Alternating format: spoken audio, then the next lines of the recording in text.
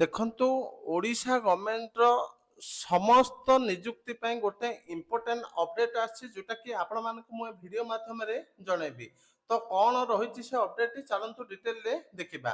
तो एई वीडियो रे mainly computer certificate रो validation को नेकी गोटे अपडेट रही जोटा कि ऑफिशियल नोटिफिकेशन टा। तो आपण माने डेट भी देखि पारथबे जोटा कि 25/10/2024 तो लेटर नंबर भी देखंतु। लेटर नंबर होची 4430। तो लेटर टा को डिपार्टमेंट देखंतु government of Odisha electronics and information technology department रो। तो चलंतु डिटेल ले देखिबा ए लेटर रे कोन दिया जायछि कंप्यूटर सर्टिफिकेट को नेकी अपडेट। तो डिटेल ले देखिया पूर्व आपण मान कोटी छोटे डिटेल ले देखिबा कोन रहिछि अपडेट। तो ए लेटर टा कहा पाखु चाइछि देखंतु from Halasi Ramchandra Panigrahi deputy secretary to government to देखंतु deputy secretary to government all department. तो लेटर टा सबु डिपार्टमेंट पाखको पठा जायछि।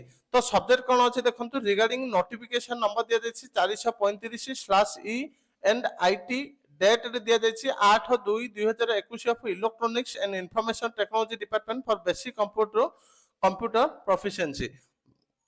तो 8/2/2021 रे गोटे लेटर रहितला। तो सेही लेटर रे जहा अछि मु आपा मान को देखाइ देउछि देखंतु जोटा कि कंप्यूटर सर्टिफिकेट वैलिडेशन को नेकी दिया जायछि। माने बहुत पिला माने पचारथिले कि हमें ई इंस्टीट्यूट रो करिछु कंप्यूटर सर्टिफिकेट वैलिड हबो कि नाही। तो एइथिरे पूरा क्लियर कर दिया जायछि कंप्यूटर सर्टिफिकेट आपनकर वैलिड हबो कि नाही। ता सहित देखंतु एटी कोन दिया जायछि I am directed to enclose herewith a copy of this department letter number दिया जायछि।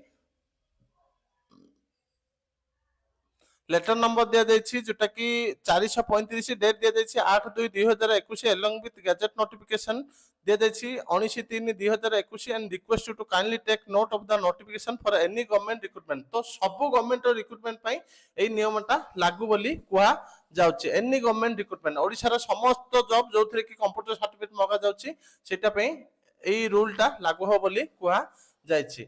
तो कौन रही गैजेट नोटिफिकेशन देखंतु एथिरे ही अटैच हेछि मु डिटेल ले पढी कि कहि दोछि।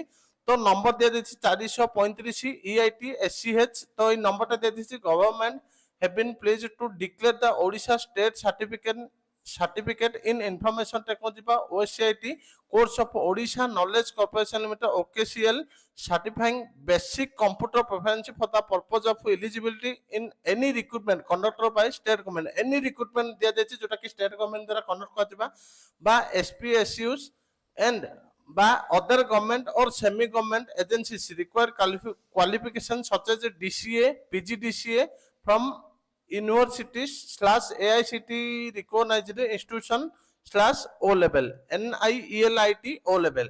तो एटी जहाँ लेखा जायछि मु ओडिया रे आपन मा को कहि दोछि। तो जेउ भी ओडिशा गवर्नमेंट रो वैकेंसी बाहरुछि सेथिरे कंप्यूटर सर्टिफिकेट मगा जाउछि। तो सेथिरे जो कंप्यूटर सर्टिफिकेट ता मगा जाउछि आपनकर जो DCA PGDCA कोर्स ता एदर यूनिवर्सिटी रो एफिलिएशन थिले सेटा वैलिड हबो नले AICT रिकॉग्नाइज्ड इंस्टीट्यूशन रो सर्टिफिकेट थिले वैलिड हबो नले ओ लेवल सर्टिफिकेट थिले ही वैलिड हबो। तो आपण मान को कहा जाउछि कि वैलिड इंस्टीट्यूशन रो ही सर्टिफिकेट प्रोवाइड करले आपनकर सेटा वैलिड बोली काउंट करा जिवो। तो एटा गोटे इंपोर्टेंट अपडेट थिला जोटा कि कंप्यूटर सर्टिफिकेट को नेकी बहुत डाउट थिला पिला मानकर।